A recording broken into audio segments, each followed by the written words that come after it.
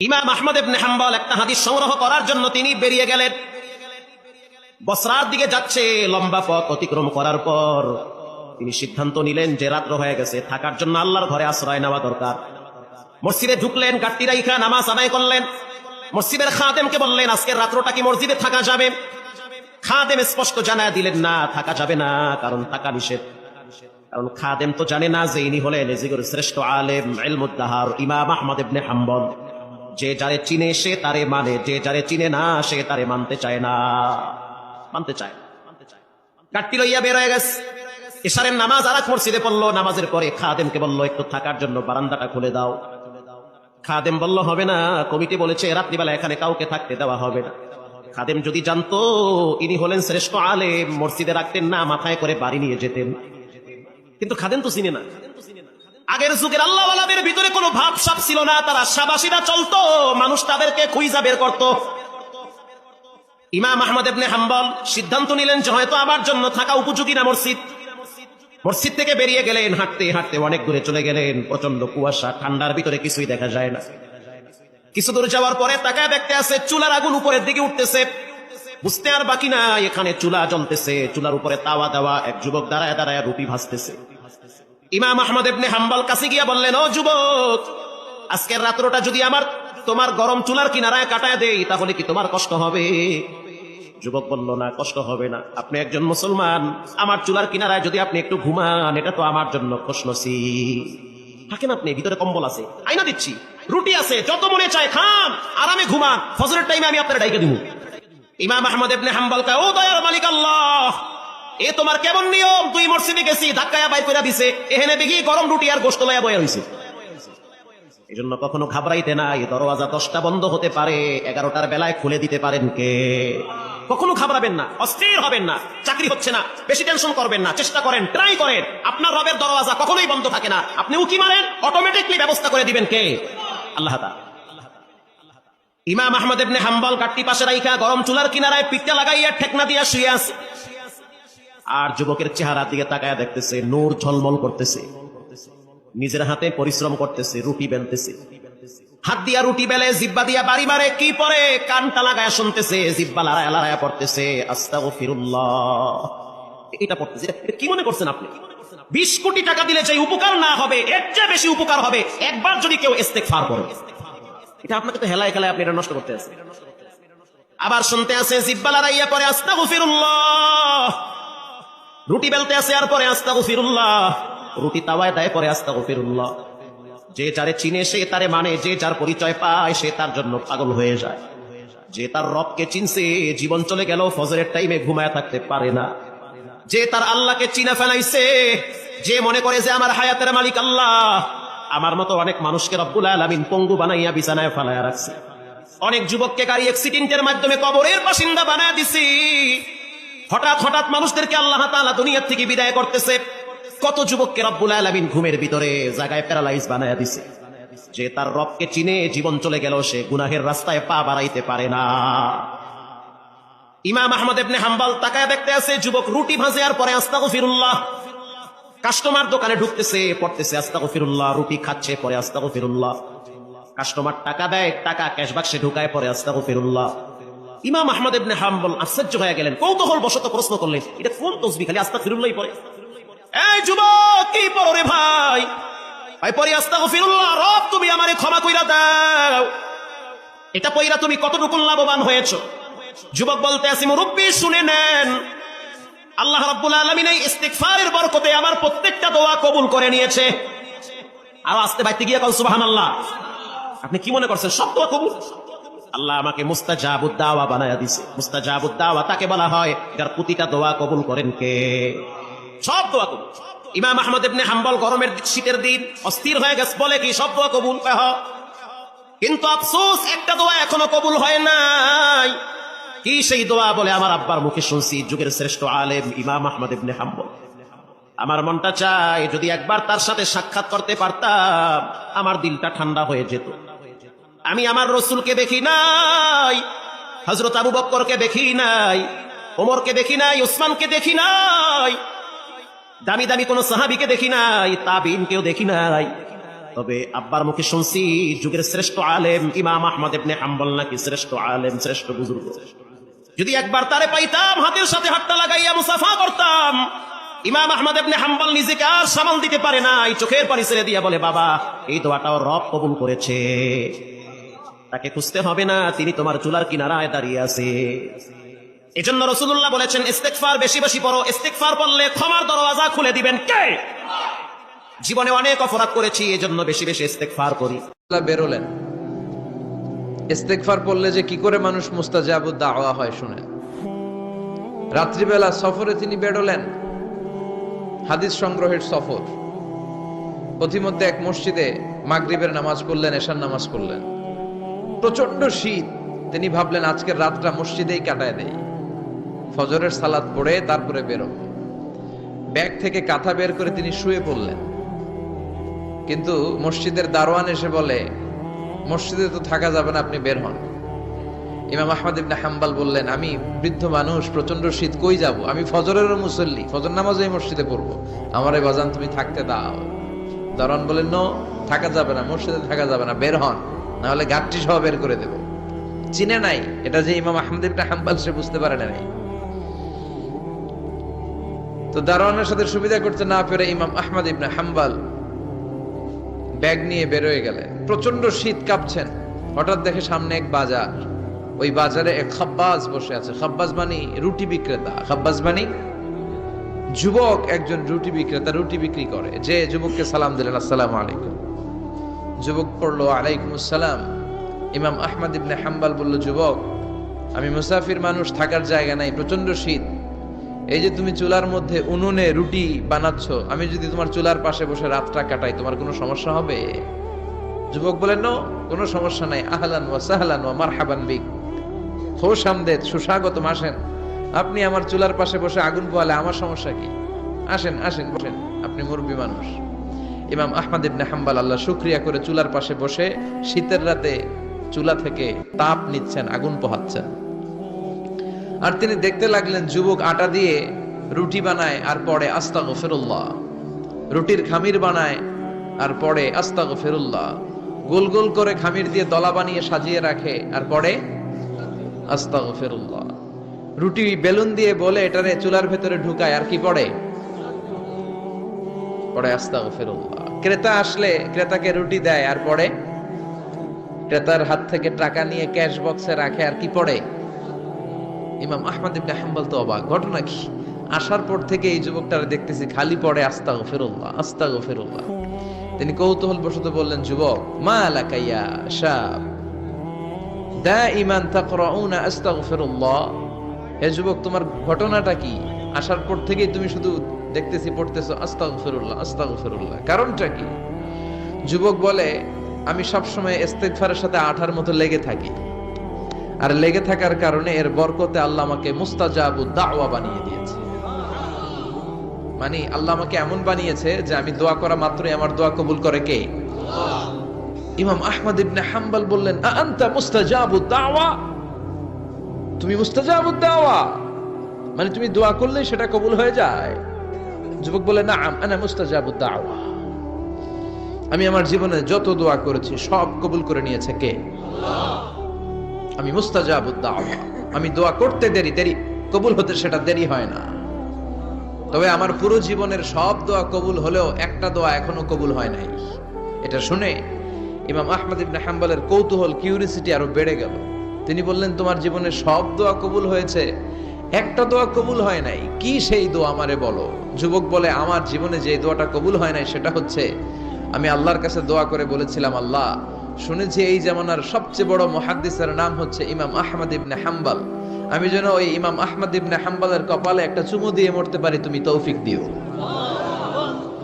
ইমাম আহমদ ইবনে হাম্বল নিজেকে আর ধরে রাখতে পারলেন না, চোখের পানি ছেড়ে দিলেন, যুবককে জড়িয়ে ধরলেন আর বললেন, ইয়া শাব, আহমদ ইবনে হাম্বলের কপালে চুমু দেওয়ার জন্য আহমদ ইবনে হাম্বলের দরবারে তোমার যাওয়ার দরকার নাই, আহমদ ইবনে হাম্বল নিজেই তোমার দরবারে ছুটে এসেছে। আনাল আহমদ ইবনে হাম্বল, আমি নিজেই আহমদ ইবনে হাম্বল। চিল্লায় পড়েন আল্লাহু আকবার।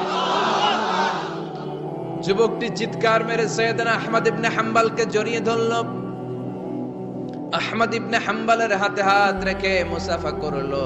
আহমদ ইবনে হাম্বলের কপালে একটা চুমু এঁকে দিল আর বলল, ইয়া আহমদ ইবনে হাম্বল, এই ইস্তেগফারের কারণে আমার জীবনের সব দোয়াই কবুল হয়ে গিয়েছে। আপনি সব সময় যদি ইস্তেগফারের সাথে লেগে থাকেন, আপনারে মুস্তাজাবুদ দাওয়া বানাবে কে? আল্লাহ। এজন্য অবসরে যখন কোনো কাজ থাকে না, বেশি বেশি ইস্তেগফার পড়া যাবে না? ইস্তেগফারের সাথে আঠার মতো লেগে থাকা যাবে না? আওয়াজ করে পড়েন আস্তাগফিরুল্লাহ। আরো জোরে পড়েন আস্তাগফিরুল্লাহ। আরো জোরে পড়েন আস্তাগফিরুল্লাহ। আল্লাহ আমাদের ইস্তেগফার তুমি কবুল করো। আরো জোরে পড়ি আমিন। আসুন আমরা আল্লাহর নামের 3টা তাকবীর পড়বো। 3টা তাকবীর পড়ে আমরা কোরআনের তাফসীরের দিকে যাব। আমি পড়বো লিল্লাহি তাকবীর, আপনারা পড়বেন আল্লাহু আকবার। আওয়াজ করে পড়তে হবে। আল্লাহ বলেছেন ওয়া রাব্বাকা ফাকাব্বির, তোমার রবের নামের বড়ত্বের ঘোষণা দাও। আমার সাথে সাথে পড়েন আল্লাহু আকবার, আল্লাহু আকবার, আল্লাহু আকবার। 2 দিন ব্যাপী 34তম ওয়াজ ও দুয়ার মাহফিল, শিকারপুর দারুল কোরআন জিলানিয়া সিনিয়র মাদ্রাসা প্রতিষ্ঠাতা আমার মরহুম মাগফুর নানা ভাই শাহ মোহাম্মদ গোলাম সাদেক সাঈদী রাহিমাহুল্লাহ, পীর সাহেব আড়াইবাড়ি দরবার শরীফ কুমিল্লা। গত বছরও ছিলেন, এবছর চলে গেলেন। আল্লাহ ওনার কবরটাকে তুমি জান্নাতুল ফেরদাউসের বাগান বানাও, আমিন। আজকের প্রোগ্রামের সভাপতি হযরত মাওলানা গোলাম পরওয়ার সাঈদী আরাফাত, আমার সম্মানিত মামা শ্বশুর, পীর সাহেব আড়াইবাড়ি দরবার কুমিল্লা। আল্লাহ ওনাকেও তুমি ইসলামের জন্য কবুল করো, আমিন। আমি আমার খুতবার শুরুতে সূরাতুত তিন থেকে তেলাওয়াত করেছি। আসুন এই সূরাটি থেকে আমরা কিছু কথা শুনি, আমলের নিয়তে, ইখলাসের নিয়তে। সূরাটার নাম হচ্ছে সূরাতু আত-তিন। সবাই বলেন সূরার নাম কি? এটি মাক্কি সূরা। কি সূরা? এই সূরার আয়াত সংখ্যা 8টি। কয়টি? আমরা জানি কোরআনের সূরাগুলো 2 ভাগে বিভক্ত, একটা মাক্কি, একটা মাদানী। সেই হিসেবে এই সূরাটি মাক্কি। এই সূরাটি কি? মাক্কি। কোরআনের চ্যাপ্টারগুলো নিয়ে মাঝে মাঝে ভাববেন যে কত ধরনের চ্যাপ্টার আল্লাহ দিলেন। সূরাকে আরবিতে বলে চ্যাপ্টার। সূরাকে আরবিতে কি বলে? তাহলে আওয়াজ করে উত্তর দেন তো, কোরআনের ভেতরে চ্যাপ্টার আছে কয়টা? 114টা। এই চ্যাপ্টারের নাম দিলেন তিনি ফলের নামে। সুবহানাল্লাহ পড়েন। 3 মানে ডুমুর ফল। 3 মানে কি? ডুমুর ফল। খেয়েছেন কখনো? খান নাই? শিকারপুরে হয়? গাছ আছে শিকারপুরে? নাই না? আছে? ছোটবেলা আমরা শুনতাম ডুমুর ফল খেলে নাকি মানুষ পাগল হয়ে যায়। আপনারা শুনছেন? এরকম অনেক আজে বাজে কথা কিন্তু আমরা ছোটবেলা শুনেছি, যেগুলোর ভিত্তি নাই। বলা হতো পরীক্ষার দিন সকালে কেউ যদি ডিম খেয়ে যায় তাহলে পরীক্ষা নাকি ডিম পায়। এটা ভুয়া কথা, ডাহা, মিথ্যা। আমি সব সময় ফাইনাল পরীক্ষার দিন সকালে ডিম খেয়ে যেতাম আর পরীক্ষা দিয়ে ফার্স্ট হয়ে যেতাম। এজন্য ডিম খেয়ে গেলে কেউ ডিম পায় না। আমরা বিশ্বাস করি খাইরিহি ওয়া শাররিহি মিনাল্লাহি, ভালো হোক মন্দ হোক করে কে? আবার ছোটবেলায় বলা হতো ওষুধ খাওয়ার সময় বিসমিল্লাহ বলবি না, কারণ বিসমিল্লাহ বললে বরকত হয়, তোর রোগে বরকত হয়ে যাবে, মানে তোর রোগ বেড়ে যাবে। কি ডাকাত, ভুয়া কথা। সব ভালো কাজের আগে বিসমিল্লাহ। অবশ্যই আপনি ওষুধ খাওয়ার আগে বিসমিল্লাহ পড়বেন। কি পড়বেন? আমাদের দেশে শেখানো হয় ওষুধ হাতে নিয়ে যখন তুমি খাবা তখন পড়বা আল্লাহু শাফি আল্লাহু মুআফি। এটারে উল্টে আবার বাংলাদেশে আল্লাহ শাফি আল্লাহ মাফি। শব্দটা মাফি না, শব্দটা হচ্ছে মুআফি। আল্লাহু শাফি আল্লাহু মুআফি। খেয়াল থাকবে, পড়েন আল্লাহু শাফি আল্লাহু মুআফি, আল্লাহু শাফি আল্লাহু মুআফি। এটা কোনো হাদিসে নাই, পড়তে বলা হয় নাই, তবে অর্থটা খুব সুন্দর। আল্লাহই তিনি শিফা দান করেন, আল্লাহই রোগ থেকে মুক্তি দান করেন। ওষুধ আমি খাচ্ছি, মেডিসিন খাওয়া সুন্নাহ, কিন্তু ওষুধ আমারে শেফা দেয় না, মুআফাত দেয় না। আমারে শেফা দেয় কে? এই ঘোষণাটা, অ্যানাউন্সমেন্টটা বেশ ভালো, আপনি পড়তে পারেন, কিন্তু সুন্নাহ মনে করে না। এটা ভালো অর্থ, তাই পড়ি। আর বিসমিল্লাহ অবশ্যই পড়বেন। সব ভালো কাজের আগে কি? বিসমিল্লাহ। আল্লাহ বুঝার তৌফিক দান করো।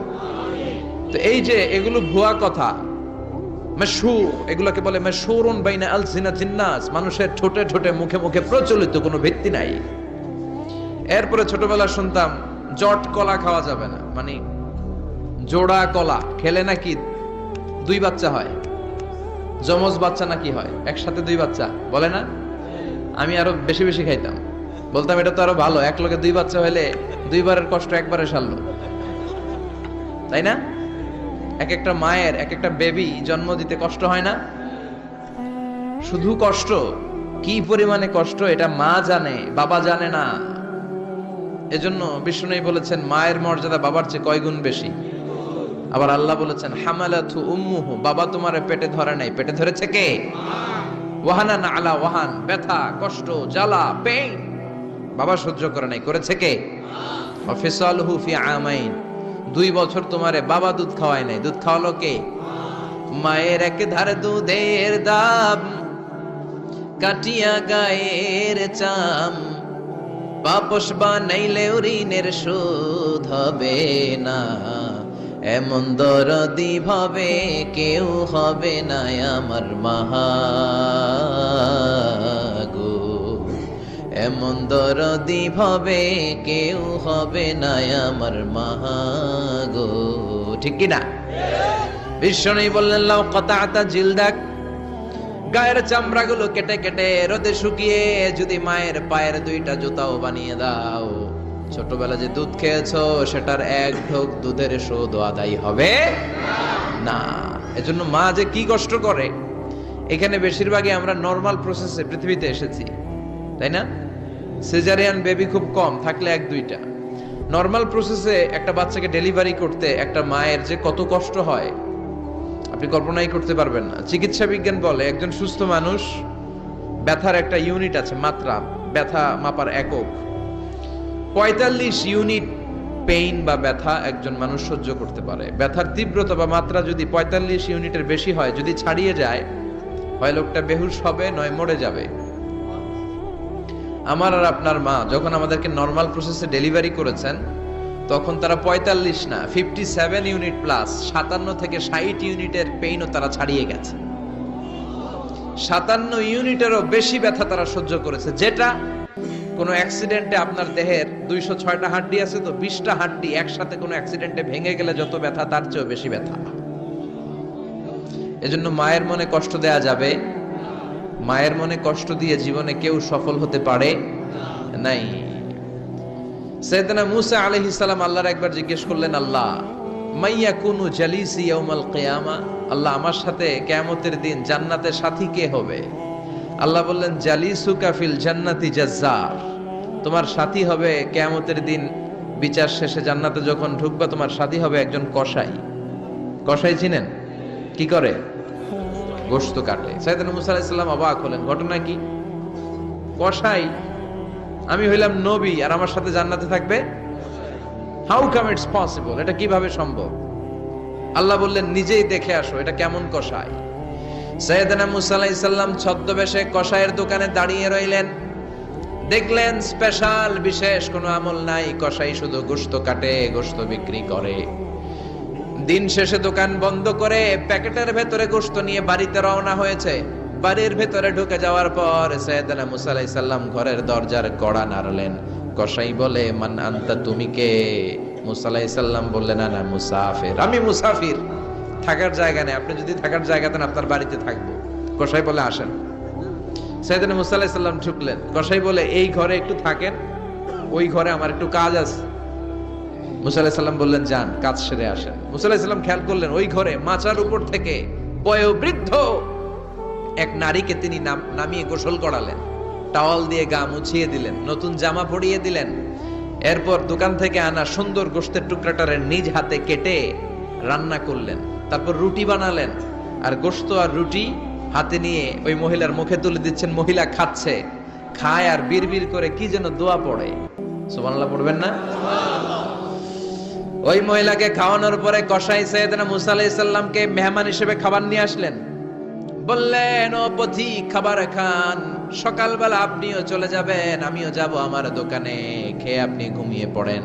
মুসা আলাইহিস সালাম বললেন ততক্ষণ পর্যন্ত তোমার আনা খাবারে আমি হাত দিব না যতক্ষণ না তুমি বলবা ওই মহিলাটাকে। কসাই বলে হাদিহি উম্মি, এটা আমার মা। হাদিহি উম্মি, এটা আমার মা। এই দুনিয়ায় এই মা ছাড়া আমার কেউ নাই, আমিও ছাড়া আমার মায়ের কেউ নাই। তাই প্রতিদিন দোকানের কাজ শেষ করে গোশত এনে রান্না করে আমার মারে আমি খাওয়াই। হাদিহি উম্মি, এটা আমার জনম দুঃখিনী মা। সাইয়েদনা মুসা আলাইহিস সালাম, বুঝলাম তোমার মা, কিন্তু তুমি যখন রুটি তোমার মায়ের মুখের ভেতরে তুলে দিচ্ছিলে, তোমার মা বিড়বিড় করে কি যেন পড়লো। কি পড়ে তোমার মা? কসাই বলে, আমার মায়ের একটা পাগলা দোয়া আছে। কি দোয়া? আমি জানি কশিন কালো এই দোয়া কবুল হবে না। আবেগের বশবর্তী হয়ে প্রতিদিন আমার মা আমার খেদমতে আমার উপর এত সন্তুষ্ট হয়ে যায়, এত খুশি হয়ে যায়। আমার মা প্রতিদিন বলতে থাকে, আল্লাহুম্মা জাআল ইবনি জালিসা মূসা ইয়াউমাল কিয়ামাহ। ও আল্লাহ, আমার ছেলের খেদমতে আমি এত সন্তুষ্ট, আমার ছেলের উপর আমি এতটাই রাজি খুশি। শুনেছি এই জামানার সবচাইতে বড় পয়গম্বর, বনি ইসরাইলের সবচাইতে বড় নবী, ওই নবীর নাম নাকি মূসা। ও আল্লাহ, আমি এত কিছু জানি না, এত কিছু বুঝি না, এত কিছু চাই না। তোমার দরবারে শুধু একটাই চাওয়া, একটাই ফরিয়াদ, তুমি আমার ছেলেরে কিয়ামতের দিন মূসার সাথে হাসর নসিব করে দিও। আমার ছেলে কসাই ছেলেটারে তুমি মূসার জান্নাতের সাথী বানিয়ে দিও। আল্লাহুম্মা জাআল ইবনি জালিসা মূসা ইয়াউমাল কিয়ামা। জালিস মানে ফ্রেন্ড, বন্ধু। আল্লাহ, জান্নাতে আমার ছেলেরে তুমি মূসার বন্ধু বানিয়ে দিও। মূসা আলাইহিস সালাম এবার বুঝতে পারলেন। তিনি বললেন, ঘটনা তো এই জায়গায় এতক্ষণে বুঝতে পেরেছি। কেন আমার সাথে মুসাফির মুফাসসির যাবে না, হাফেজে কোরআন যাবে না, শহীদরা যাবে না, ওলিরা যাবে না, নবীরা যাবে না, আমার সাথে জান্নাতে যাবে কসাই? এটা মায়ের দোয়া। কার দোয়া? মায়ের দোয়ার দরকার আছে না নাই? অনেক পাওয়ারফুল মায়ের দোয়াটা। বুলেট মারলে বুলেট মিস হয়, মায়ের দোয়া মিস হয়? ড্রোন হামলা করলে ড্রোন হামলা মিস হয়ে যেতে পারে, কিন্তু মায়ের দোয়া কঠিনকালে মিস হয় না। চিল্লায় বলেন ঠিক কি না? মায়ের দোয়াটাও কবুল, বদদোয়াও কবুল। ভয়ঙ্কর কিন্তু। মা দোয়া করলে কবুল হয়, কিন্তু বদদোয়া করলে কবুল হয় না। এরকম হলে it was not a big deal, এটা বড় সমস্যা ছিল না। কিন্তু দোয়া করলেও যেমনি কবুল, বদদোয়াটাও কবুল। এজন্য খবর আছে না নাই? এজন্য মায়ের কাছ থেকে সবসময় দোয়া নিতে হবে। দোয়া নিতে রাজি আছেন? আমাদের সমাজে এরকম অনেক ধরনের কুসংস্কার। 2 কলা খেলে 2 বাচ্চা হয়, তাই না? আসলে কি কথাটা ঠিক? বাচ্চা একটা হবে না, 2টা হবে। ছেলে হবে না মেয়ে হবে, এটা কে দেয়? আবার অনেকের মাথার চুলের মধ্যে 2টা গিট থাকে, আছে না নাই? 2 গিট থাকলে কয় তোর 2 বিয়া, 3 গিট থাকলে 3 বিয়া, গিট নাই কয় তোর বিয়া নাই, আছে না নাই? এগুলো মুসলমান বিশ্বাস করতে পারে? মুসলমান বিশ্বাস করে একজনকে, তিনি কে?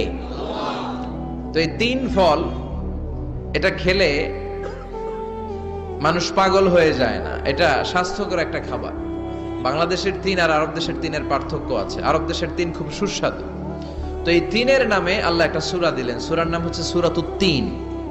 সূরার নাম এরকম অনেক নামে আল্লাহ সূরা দিয়েছেন। খেয়াল করে দেখবেন, মানুষের নামে সূরা দিয়েছেন, সূরাতুল ইনসান, সূরাতুন নাস। আবার ইন্ডিভিজুয়াল 6 জন পুরুষ মানুষের নামে সূরা দিয়েছেন, 6 জন নবীর নামে, একজন ওলির নামে। সূরা হুদ, সূরা ইউসুফ, সূরা ইউনুস, সূরা মুহাম্মদ, সূরা ইব্রাহিম, সূরা নূহ, আছে না নাই? আবার সূরা লোকমান, আছে না নাই? মানুষের নামে সূরা, তাই না? তো 7 জন পুরুষের নামে সূরা, আর মাত্র 1 জন নারীর নামে আল্লাহ সূরা দিলেন। বলেন তো এই সূরাটার নাম কি? মারিয়াম। তো রেশিওটা কম হয়ে গেছে না? পুরুষ 7 জন, নারী 1 জন। নারীরা যাতে রাগ না করে, নারীদেরকে বুঝ দেওয়ার জন্য আল্লাহ সব নারীদের নামে আলাদা একটা সূরা দিলেন। সূরার নাম, তার মানে আল্লাহ নারীকে খুশি রাখতে চায়, বিশ্বনবীও নারীদেরকে খুশি রাখতে চায়। আমরা অনেকে বলে, হুজুর আপনি নারীদের পক্ষে কথা বলেন বেশি। আমি সবার পক্ষেই বলি, যার যেটা অধিকার তাকে সেটা দিতে হবে, ঠিক কিনা? নারীরা সম্মানিতা, তাদেরকে সম্মান দিতে হবে। বিশ্বনবী তাদেরকে সম্মান দিতেন। মা আয়েশাকে বিশ্বনবী সবসময় আগে সালাম দিতেন। সুবহানাল্লাহ পড়েন। খাদিজা রাদিয়াল্লাহু তাআলা আনহাকে আল্লাহ তাআলা আরশের উপর থেকে সালাম পাঠিয়েছেন। এজন্য নারীদেরকে সালাম দিবেন বেশি বেশি। ঘরে সুখ শান্তি নাই, অনেকে বলে ঘরটা নাকি জাহান্নামের টুকরা, কারণ সালাম নাই। সালাম মানে শান্তি। সালাম মানে কি? সালাম সালাম হাজার সালাম, সকল শহীদ স্মরণে আমার হৃদয় রেখে যেতে চাই তাদের স্মৃতির চরণে। পড়েন আমিন। সালাম মানি চিল্লায় বলেন। জান্নাতীরা যখন জান্নাতে ঢুকবে ফেরেশতারা জান্নাতীদেরকে কি বলবে? সালাম, শান্তি। Enter the paradise with peace and security. শান্তি এবং নিরাপত্তার সাথে জান্নাতে ঢুকে যান। এজন্য ঘরটারে শান্তিময় বানাতে চাইলে সালাম দিতে হবে। কি দিতে হবে? আজ থেকে স্ত্রীকে সালাম দিবেন তো ইনশাআল্লাহ। পড়েন। আমার মাইকের আওয়াজ যদি বোনদের কানে যায়, মাদের কানে যায়, আপনাদেরও বলি আপনারাও আগে আগে সালাম দিবেন। এই দৃশ্য বাচ্চারা দেখলে বাচ্চারাও সালাম শিখবে, ঠিক কিনা? মা খাদিজার ব্যাপারে আল্লাহ বলেছেন, জিব্রাইল তুমি যে খাদিজারে আমার পক্ষ থেকে সালাম দিয়ে দাও, আর খাদিজারে বলে দাও জান্নাতে খাদিজার জন্য এমন ঘর আমি প্রিপেয়ার করে রেখেছি যেই ঘরের ভিতরে কোনো নয়েজ নাই, কোনো আওয়াজ নাই, কোনো ডিস্টার্ব নাই, আছে শান্তি। সুবহানাল্লাহ। কারণ বিশ্বনবীর জন্য খাদিজা নিজের ঘরটার এরকম নয়েজহীন, কোলাহল মুক্ত, শান্তিময় করে রেখেছিলেন। বিশ্বনবী কোলাহল পূর্ণ দাওয়াতি কাজ শেষ করে যখন ঘরে যেতেন কলিজাটা ঠান্ডা হয়ে যেত। বিশ্বনবীর জন্য এমন একটা ঘর রেখেছিলেন মা খাদিজা, ওই ঘরে বিশ্বনবী যখন প্রবেশ করতেন বাইরে যত মারপিট হয়েছে, মারামারি হয়েছে, কাফেরদের যত অত্যাচার সহ্য করেছে, ঘরে ঢোকার সাথে সাথে নবী সব ভুলে যেতে। এত মায়া, শান্তি, প্রশান্তির ঘর খাদিজা বানিয়েছিল। এজন্য আল্লাহ বলেছে, জিব্রাইল খাদিজারে বলো খাদিজার জন্য এমন জান্নাত আমি রেখেছি যে জান্নাতে কোনো সাউন্ড নাই, আওয়াজ নাই, ডিস্টার্ব নাই, কোলাহল নাই, কোনো নয়েজ নাই। চিল্লায় পড়েন আল্লাহু আকবার। এজন্য মায়েরা খাদিজার জীবনী থেকে শিক্ষা, স্বামীর জন্য ঘরটারে প্রশান্তিপূর্ণ করে রাখবেন। প্রশান্তির একটা জায়গা যেন হয়। কানের কাছে এসে বেশি বেশি ঘ্যান ঘ্যান করেন না। ঘরে ঢুকলেই চাল নাই, ডাল নাই, এটা লাগবে, ওইটা লাগবে, ছেলের ওইটা লাগবে। আস্তে আস্তে অনেক স্বামী হার্ট অ্যাটাক করে স্ত্রীর কারণে, জানেন ঠিক কিনা? ওই কয় ঠিক, সবাই ভুক্তভোগী। কমন পড়ে গেছে। দুই পক্ষেরই বললাম, স্বামীরাও সালাম দিবেন, স্ত্রীরাও দিবেন। সালাম মানে শান্তি। তো ঘরটারে শান্তি দিয়ে ভরে দিবে কে? আর একে অপরের প্রতি শ্রদ্ধাবোধ রাখবেন। তো নারীদেরকে খুশি করার জন্য আল্লাহ সূরা দিলেন, সূরাতুন নিসা। প্রাণীদের নামে অনেক সূরা আছে, সূরাতুল বাকারা আছে না নাই? বাকারা মানে কি? গাভী। গাভীর দুধ খাবেন। বিষ্ণু বলেছেন গরুর গোশত খেয়েও কম, দুধ খেয়েও বেশি। আলাইকুম বিআলবানিল বাকার, তোমাদের উচিত গরুর দুধ খাওয়া। ফাইন্নাহা তুরাম্মু মিনাল আশজার, কেননা গরুর দুধ এটা হচ্ছে সবুজ ঘাস আর পাতার নির্যাস। ফি লাবানিহা শিফা, গরুর দুধে আছে শিফা। ও ফি লুহুমিহা দা, গরুর গোশতে আছে রোগ। গোশতে আছে কি? গরুর গোশত খাইলে রোগ বাড়ে না? অনেক ডাক্তার আছে এরা সিরিয়াল নেয় না, যারা গরুর গোশত খায় বেশি। বলে লাল মাংস যারা খাবে এরা যেন আমার সিরিয়াল না দেয়। আছে না নাই? বিশ্বনবীর খাবারের তালিকায় দুধ ছিল। বিশ্বনবী বলতেন বেশি বেশি দুধ খেও। এবং বিষ্ণু বলেছেন মায়েরা যেন তাদের বাচ্চাদেরকে দুধ খাওয়ায়। মায়ের বুকে প্রথম যে দুধটা সেটাকে বলে শাল দুধ। এটা বাচ্চার জীবনের প্রথম প্রাকৃতিক টিকা। সুবহানাল্লাহ পড়েন। আমরা কত টাকা দিয়ে দামি দামি টিকা দেই, কিন্তু প্রথম টিকাটা আল্লাহ ফ্রি দিয়েছেন। সুবহানাল্লাহ পড়েন। বাকারার নামে সূরা দিলেন, আনকাবুত মাকড়সার নামে সূরা দিলেন, নাহাল মৌমাছির নামে সূরা, নামাল পিঁপড়ার নামে সূরা। সুবহানাল্লাহ পড়েন। এইভাবে আপনি খুঁজলে কোরআনের চ্যাপ্টারগুলো যে কত সুন্দর সুন্দর নাম দিয়ে আল্লাহ দিয়েছেন, তার এই ধারাবাহিকতায় আজকের সূরাটির নাম দিয়েছেন আল্লাহ একটা ফলের নামে। কিসের নামে? 3 ফলের নামে। সূরার নাম কি? সাইয়েদনা বারা ইবনে আযিব রাদিয়াল্লাহু তাআলা আনহু বর্ণনা করেন, বুখারীর বর্ণনা। তিনি বলেন সামি'তু রাসূলুল্লাহি ইয়াকরাউ সূরাতাত তিন ফি সালাতিল ইশা।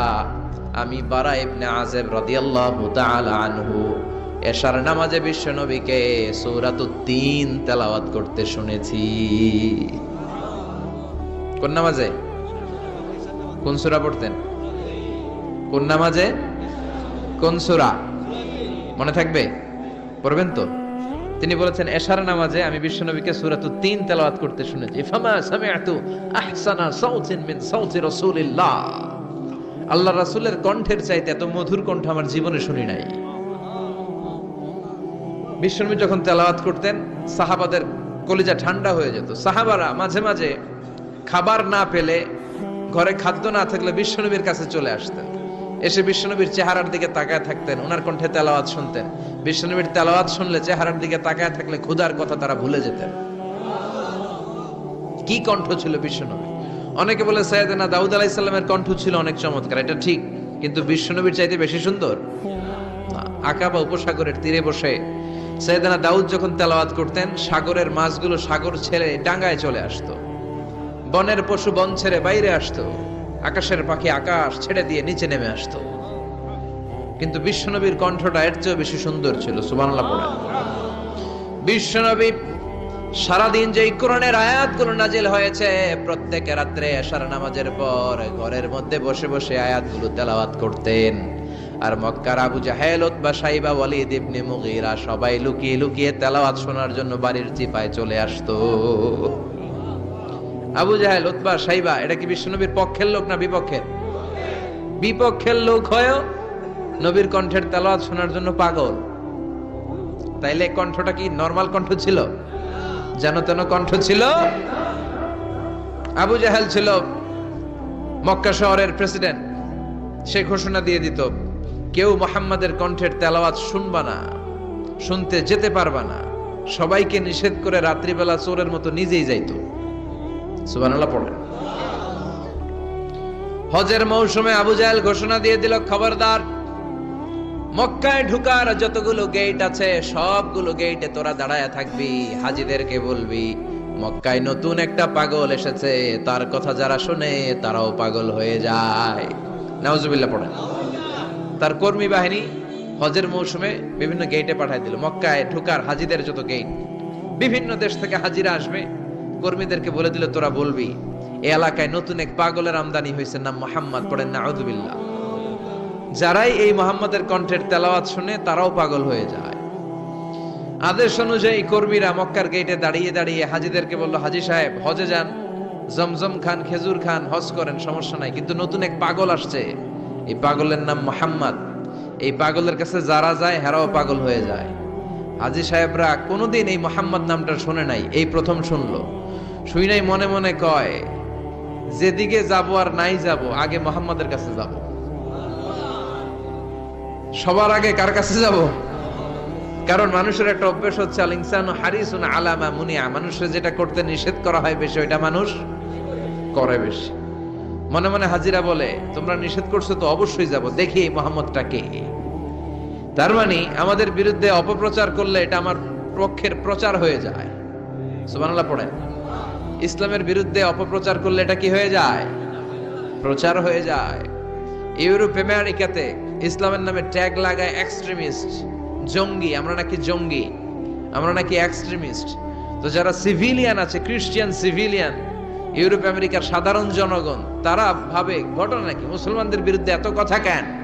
তারা ইসলাম নিয়ে গুগলে সার্চ করে, বিভিন্ন বই পড়ে, কোরআনের ইংলিশ ট্রান্সলেশন পড়ে। আগে তারা ইসলাম সম্পর্কে জানতো না, কিন্তু সবাই যখন বলা শুরু করছে জঙ্গি জঙ্গি জঙ্গি, ইসলাম মানে জঙ্গি, তখন তারা ইসলাম সম্পর্কে পড়তে শুরু করে দিয়েছে। পড়তে পড়তে ইসলামের সুন্দর বাণীগুলো পড়ে ওদের হৃদয় ঠান্ডা হয়ে যায়। যাদের নসিব ভালো, অনেকে কালিমা পড়ে মুসলমান হয়ে যায়। ইউরোপ আমেরিকাতে মুসলমানের সংখ্যা দিন দিন বাড়ছে। মাঝে মাঝে পত্র পত্রিকায় দেখবেন যে কনভার্টেড মুসলমান, ও মুসলমান, ও মুসলমান। ধারণা করা হচ্ছে 2070 সালের মধ্যে ইউরোপ আর আমেরিকায় মুসলমান হয়ে যাবে সংখ্যাগরিষ্ঠ। খ্রিস্টানদের ছাড়িয়ে মুসলমানদের সংখ্যা ইউরোপ আমেরিকায় বেড়ে যাবে। সুবহানাল্লাহ পড়েন। সেই দিন বেশি দূরে নয় যেদিন কালেমার পতাকা হোয়াইট হাউসের উপরে শোভা পাবে। ঘোষণাটা কার? চিল্লায় বলেন, ওয়াদাটা কার? আবু জাহেল ঘোষণা দিয়েছে কেউ যেতে পারবে না, কিন্তু লুকিয়ে লুকিয়ে নিজেই যায়। একটা নির্ধারিত সময়ে বিশ্বনবী তেলাওয়াত করতেন, আর ওই তেলাওয়াতের সময় আবু জাহেল, উতবা, সাইবা, ওয়ালিদ ইবনে মুগীরা সবাই লুকিয়ে লুকিয়ে বিশ্বনবীর ঘরের চারদিকে কান পেতে মধুর কণ্ঠের তেলাওয়াত শুনতো। ফ্রি ফ্রি আরামসে শুনতো এই তেলাওয়াত। বিশ্বনবীর তেলাওয়াত যখন শেষ হয়ে যেত, এরা ভাগলপুর দিত দৌড়। ফিরে যাওয়ার রাস্তা থাকতো একটা, কয়টা? দেখা হয়ে যেত। একজন আরেকজনকে দোষারোপ করতো। আবু জাহেল বলতো, কিরে তোরা আসলি কেন? ওরা বলে, তুই আইলি কেন? দিনের বেলা ভাষণ দেশ মুহাম্মদের বিরুদ্ধে, রাত্রে বেলা চোরের মতো তুই আসিস কেন? একে অপরকে দোষারোপ করে। আবু জাহেল বলে, ঠিক আছে, কাল থেকে আমিও আসবো না, তোরাও আসবি না। চল আমরা শপথ নেই যে কেউ আসবো না। দস্তখত দে, সিগনেচার দে, যেই আসবে তার মাথার চুল কামিয়ে আলকাতরা মেখে মক্কার বাজারে ঘুরিয়ে ঘুরিয়ে অপমান করা হবে। সবাই রাজি। আবু জাহেল বলে দে, রাজি হইলে সিগনেচার দে। সবাইকে আবু জাহেল্লা তুই নেতা, তুই আগে দে। আবু জাহেল 1 নাম্বার, নাম্বার 2 উতবা, নাম্বার 3 শাইবা, সবাই সিগনেচার। কালকে কেউ যাবে না, কেউ যাবে না। দিন গড়িয়ে রাত আসে, বিশ্বনবীর যখন তেলাওয়াত করার টাইম, ওই টাইমে আবু জাহেলের তেলাওয়াত শোনার প্যারা উঠছে। যারা সিরিয়াল দেখে, সিরিয়াল দেখার প্যারা আছে না একটা? 9টায় সিরিয়াল শুরু হবে, 8:30 থেকে প্যারা ওঠে। কথা কন, আমার সিরিয়াল শেষ হয়ে গেল, সব কাজ বাদ দে, তাড়াতাড়ি টিভির সামনে বস, আছে না নাই? আবু জাহেলেরও প্যারা উঠছে, তেলাওয়াত শোনার প্যারা। টসিং এন্ড টার্নিং, বিছানায় এপাশ ওপাশ করে আর মনে মনে ভাবে, হায় রে আর তো সময় নাই, এই তো শুরু হয়ে যাবে একটু পরে মুহাম্মাদের তেলাওয়াত, না গেলে তো বড্ড মিস হয়ে যাবে। যাই যাই, আজকে যেরকম দস্তখত নিছি আর ধমক দিছি, কেউ যাবে না, আমি নিশ্চিত কেউ যাবে না, আমি একটু যাই। উতবা, শাইবা, ওয়ালিদ ইবনে মুগীরা প্রত্যেকেই প্রত্যেকের ঘর থেকে এই একই কথা ভাবছে যে আজকে তো যেই থ্রেড দিছে আবু জাহিল্লাই, আজকে কেউ যাবে না, আমি একটু যাই। সুবহানাল্লাহ পড়েন। আজকেও সবগুলো যে হাজির। বিশ্বনবী মন্ত্রমুগ্ধ করা সুরের ঝংকার তুলে তেলাওয়াত করছেন, আর সবগুলো মন্ত্রে মুগ্ধের মতো তেলাওয়াত শুনছে। বিশ্বনবীর তেলাওয়াত শেষ, সব দিছে দৌড়। ফিরে যাওয়ার রাস্তা কয়টা? আজকেও দেখা। আবু জাহিল্লা কয়, কিরে তোরা আইলি কেন? সবাইকে আবু জাহিল্লা তুই আইলি কেন? একে অপরকে দোষারোপ করে। এই ঘটনাটা শোনানোর উদ্দেশ্য হচ্ছে বিশ্বনবীর কণ্ঠটা যেন তেন কোনো কণ্ঠ ছিল না, এই কণ্ঠে সুরের ঝংকার ছিল, ঠিক কিনা? এজন্য সাইয়েদনা বারা ইবনে আযিব রাদিয়াল্লাহু তাআলা আনহু বুখারীর বর্ণনায় বললেন, ফামা সামি'তু আহসানা সাওতান মিন সাওতি রাসূলিল্লাহ, বিশ্বনবীর কণ্ঠের চাইতে এরকম সুরেলা কণ্ঠ আমার জীবনেও আমি শুনি নাই। আর বিশ্বনবীকে এই সূরাটা কোন নামাজে পড়তে শুনছে? পড়বেন তো আপনারা? আল্লাহ তৌফিক দান করো। এই সূরাটা আল্লাহ কসম দিয়ে শুরু করছে। কি দিয়ে? 3 ফলের কসম দিয়ে। মনে রাখবেন, মান কানা ইয়াহলিফ ফালইয়াহলিফ বিল্লাহ, যার কোনো কারণে কসম কাটতেই হয় সেজন্য আল্লাহর নামে কসম কাটে, আউলিয়াসমুত, আর না হলে যেন চুপ থাকে। আল্লাহ ছাড়া কারো নামে কসম কাটা যাবে? কিন্তু আমাদের দেশে অনেক কিছুর নামে কসম আছে না নাই? আমরা কোরআন শরীফের নামে কসম কাটি, অনেক সময় কাবার নামে কসম কাটি, মায়ের বুকের দুধের কসম, বিদ্যার কসম কাটি না? কাটা যাবে? শিকারপুরের লোকেরা আর কি কি জিনিসের কসম কাটেন বলেন? হ্যাঁ, মায়ের কসম না, মায়ের কসম কাটা যাবে না। আর কি কি জিনিসের কসম কাটেন বলেন? আল্লাহর কসম কাটা যাবে। আর মাজারের কসম খাইছি না, মাজারের কসম কাটা যাবে। আর কিসের কসম কাটা এই দেশে? বইয়ের কসম না, বইয়ের কসম কাটা যাবে না। আর আছে? হ্যাঁ, আল্লাহ ছাড়া কারো নামে কসম কাটা যাবে, কিন্তু আল্লাহ চাইলে সবকিছুর নামে কসম কাটতে পারেন। চিল্লায় কোন সুবহানাল্লাহ। সে আল্লাহ বললেন, ওয়াত-তিনি ওয়াজ-যাইতুনি ওয়া তুরি সিনিন ওয়া হাযাল বালাদিল আমিন। 3-এর কসম। কিসের কসম? 3 ফুলের কসম। এজন্য আল্লাহ বলেছেন ওয়াত-তিন। চিল্লায় বলেন, কি পড়েছেন? সম্মানিত ভাইরা, খেয়াল রাখবেন, কসম যখনই আল্লাহ কেটেছেন তখনই আল্লাহ ওয়াও ব্যবহার করেছেন। এটাকে বলে, এই যে এটা কিন্তু তাফসীরের আসল কথা, মনে রাখেন, ওয়াও আল কাসামিয়া, এটার বলে কসম কাটার ওয়াও। যত জায়গায় আল্লাহ কসম কেটেছেন তত জায়গায় আল্লাহ কি ব্যবহার করেছেন? চিল্লায় বলেন। আমরা অবাক হয়ে গেলে আমরা পড়ি ওয়াও, এই ওয়াও না, আমরা ওয়াও বলি না? অবাক করা জিনিস দেখলে কি বলে ছেলেবেলে? ওয়াও, এই ওয়াও নয়। তো যত জায়গায় কসম তত জায়গায় ওয়াও। সবাই বলেন, যত জায়গায় কসম তত জায়গায়। যেমন আল্লাহ কোরআনে যুগের শপথ করেছেন, সময়ের কসম করেছেন। আল্লাহ বলেছেন ওয়াল আসর। কি বলেছেন? ওয়াও আছে না নাই? আল্লাহ পাহাড়ের কসম করেছেন, আল্লাহ বলেছেন ওয়াত্তুর। আল্লাহ ফজরের কসম করেছেন, আল্লাহ বলেছেন ওয়াল ফাজার। জিলহজের প্রথম 10 রাতের কসম করেছেন, তিনি বলেছেন ওয়ালায়ালিন আশার। জোড় আর বেজোরের কসম করেছেন, তিনি কি বলেছেন? ওয়াশ-শাফঈ ওয়াল ওয়াতর। তারই ধারাবাহিকতা এখানে তিনি 3 ফলের কসম কেটেছেন, আর তিনি বলেছেন ওয়াত্তিন। চিল্লায় বলেন তিনি কি বলেছেন? মানে 3-এর কসম। কিসের কসম? 3 ফল। ডুমুর ফলের কসম কেটেছেন, কারণ এই ফলের অনেক উপকারিতা আছে। এটা আরব বিশ্বে আরবদের কাছে খুবই গুরুত্বপূর্ণ সুস্বাদু একটা ফল। কালো ডুমুর হয়, সাদা ডুমুর হয়। এই ডুমুর ফল খেলে ডায়াবেটিক্স রোগীদের অনেক উপকার হয়। ডায়াবেটিক্স আমাদের জাতীয় রোগ না? ডায়াবেটিক্স আছে কার কার? অনেকের আছে না? এই ডায়াবেটিক্স আল্লাহ ভালো করে দিবে। কি খাবেন? ডুমুর ফল খাবেন। অনেক নারীদের ইররেগুলার মেনস্ট্রুয়েশনাল পিরিয়ড হয়, অনিয়মিত অনিয়ন্ত্রিত মাসিক। এই ডুমুর ফলের সেদ্ধ করা পানি যদি খায়, তাদের মাসিক নিয়মিত হয়ে যাবে। এটার মধ্যে অনেক স্ট্রেংথ এন্ড স্ট্যামিনা আছে। আর এই ফলটা জান্নাতি ফল। কি ফল? এটা জান্নাতি ফল। এই 3 গাছটা জান্নাতের গাছ। সাইয়েদনা আদম আলাইহিস সালামকে আল্লাহ বললেন, ওয়ালা তাকরাবা হাযিহি আশ-শাজারাতা ফাতাকুনা মিনাজ জালিমিন। ও আদম, তুমি আর হাওয়া মিলে জান্নাতে ঘুরো, জান্নাতে খাওয়া দাওয়া করো, যা মনে চায় করো, কিন্তু একটা নিষিদ্ধ গাছ আছে, ওই গাছের কাছে যাওয়া যাবে না। কার কথা? সব খাও, সব করো, কিন্তু নিষিদ্ধ গাছের কাছে যাওয়া যাবে না। আদম আলাইহিস সালাম শয়তানের ওয়াসওয়াসায় পড়ে ওই গাছের ফলই খেয়ে ফেললেন। ওয়ালাকাদ আহিদনা ইলা আদামা মিন ক্বাবলু ফানাসিয়া ওয়া লাম নাজিদ লাহু আজমা। আমি আদমকে স্পেশাল একটা অর্ডার করেছি, ওই অর্ডার আদম রক্ষা করতে পারে নাই। পারবে কেমন? আদম তো ভুলে গেছে। আদম আলাইহিস সালাম কি করছে? ভুলে গেছে। ভুল করে তিনি খেয়ে ফেললেন। শয়তানের ওয়াসওয়াসায় পড়ে শুধু আদমই খান নাই, হাওয়াও খেলেন আলাইহিমাস সালাম। খাওয়ার সাথে সাথে ওনাদের জান্নাতের পোশাকগুলো খুলতে আরম্ভ করলো, নেকেড হতে শুরু করলেন। আদম আর হাওয়া দুইজনই কি হতে শুরু করলেন? উলঙ্গ হতে শুরু করলেন। গায়ের মধ্যে আর জামা নাই।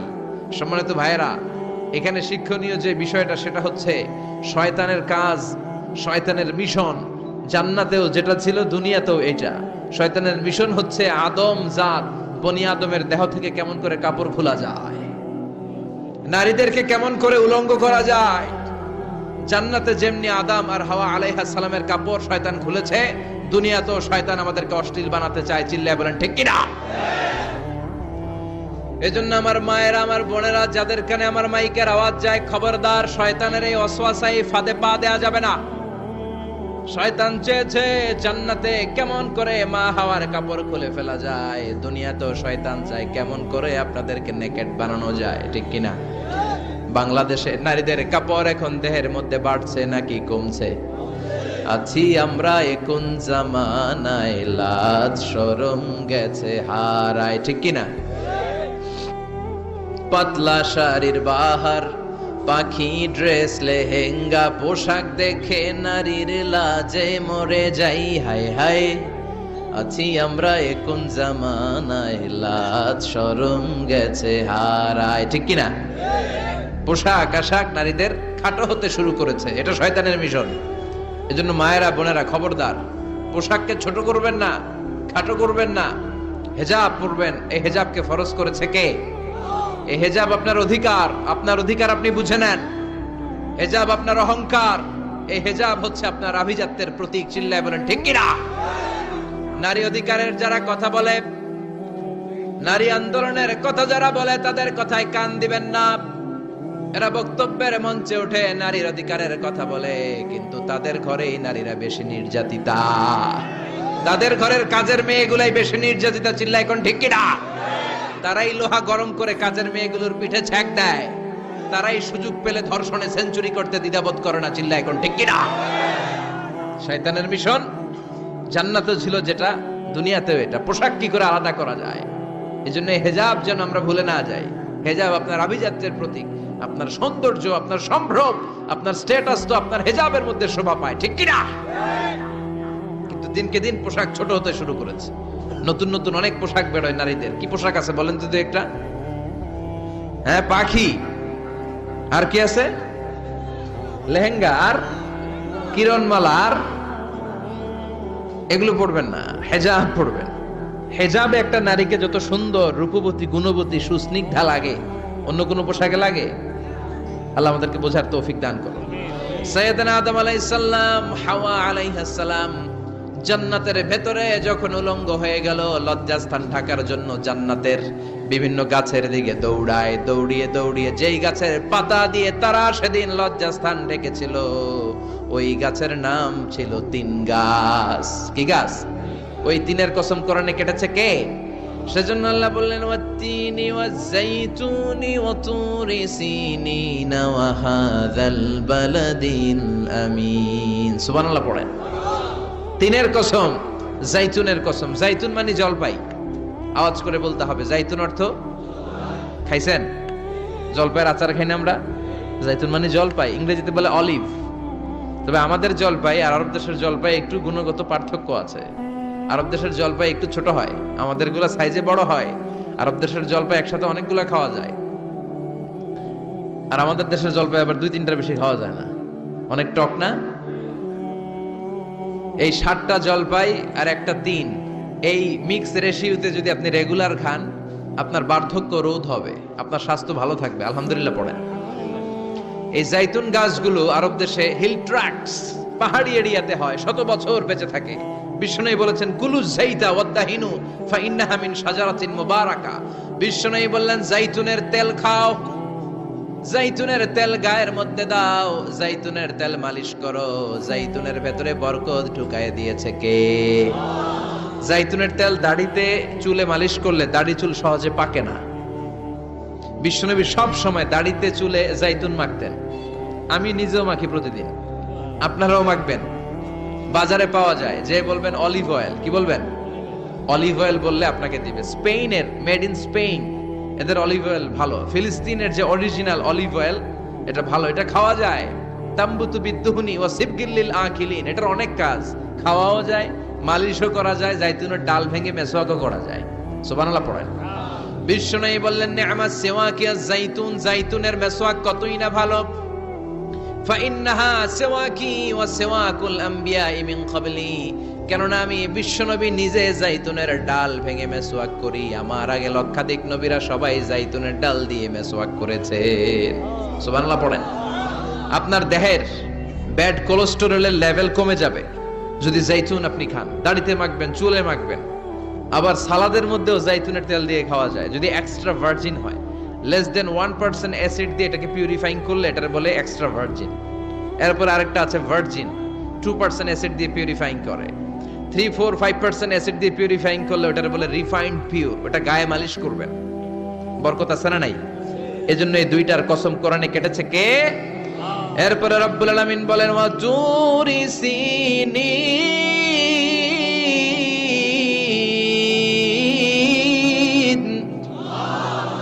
আমি তিন আর জাইতুনের কসম যেমনি কোরআনের মধ্যে করলাম, সাথে সাথে তুর পাহাড়ের কসম কাটলাম। সুবহানাল্লাহ পড়েন। সাউথ সাইনা, দক্ষিণ সিনাইয়ে এই তুর পাহাড়ের অবস্থান।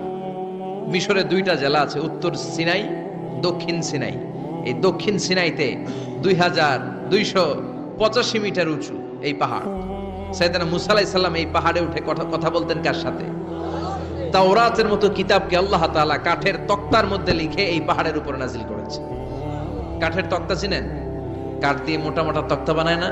আল্লাহ নিজ হাতে তাওরাত লিখে এই কাঠের তক্তাগুলো সাইয়েদনা মুসা আলাইহিস সালামকে দিলেন, বললেন, যাও, এটার মধ্যে হেদায়েত আছে, নূর আছে, বুরহান আছে, নিয়ে যাও, বনি ইসরাইলের কাছে দাওয়াতের বাণী পৌঁছে দাও, তুমি বার্তাবাহ, যাও।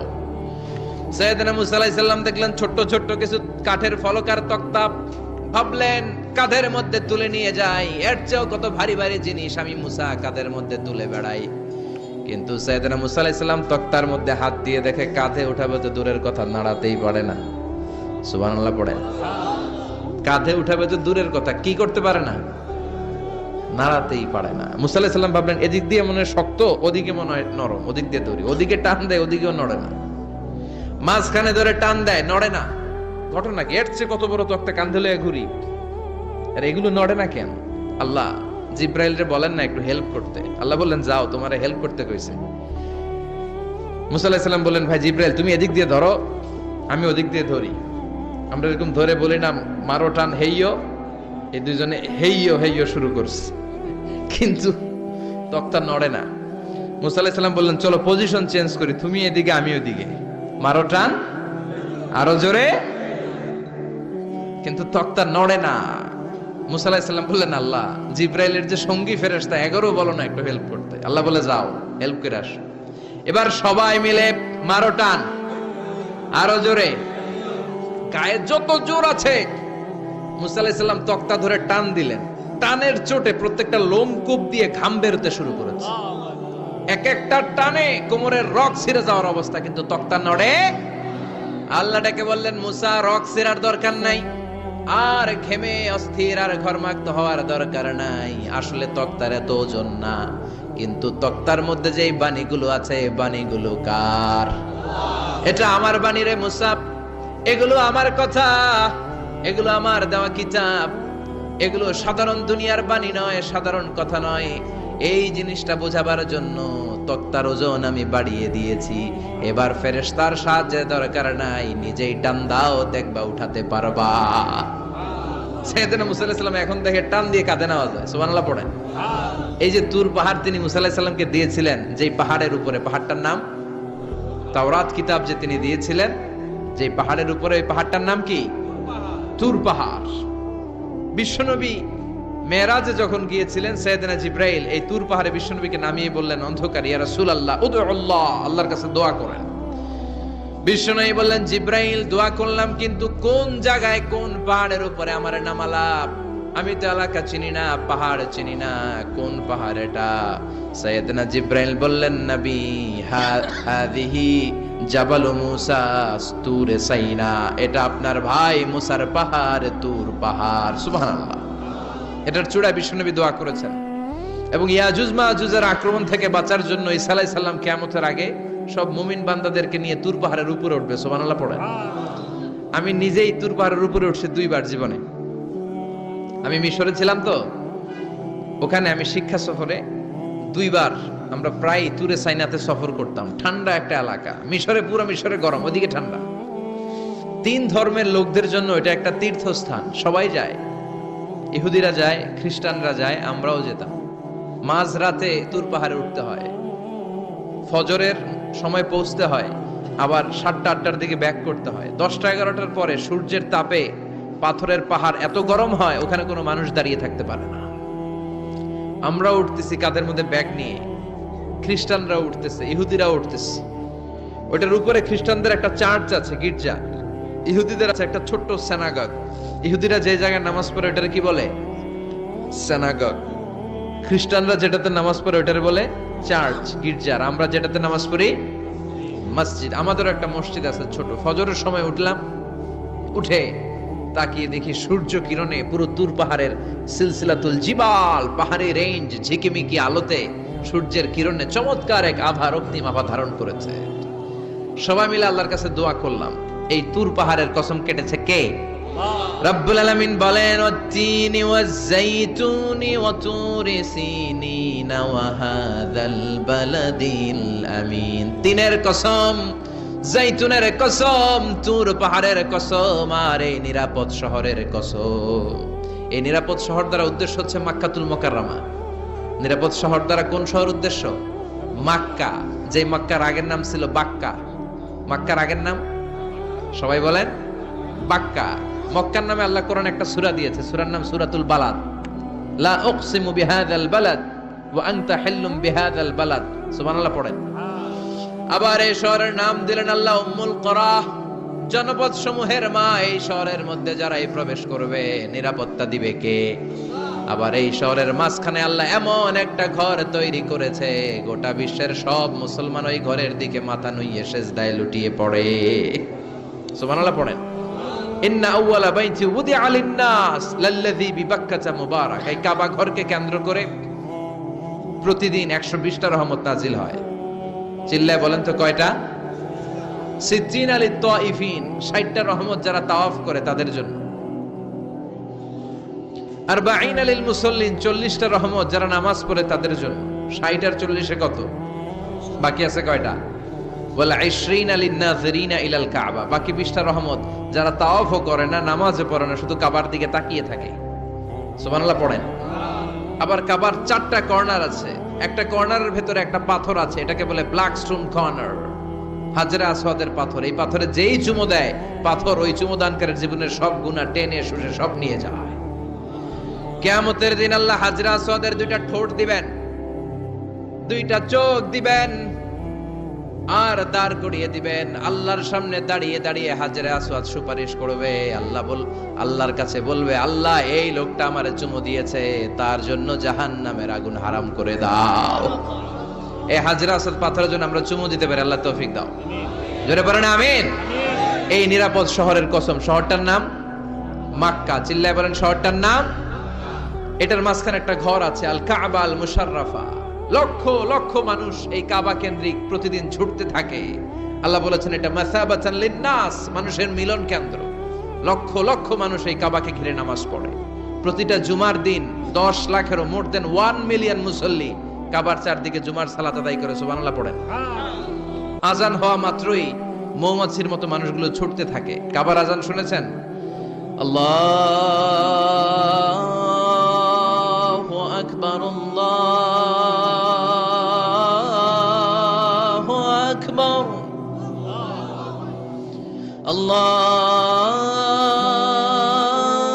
আল্লাহু আকবার, আল্লাহু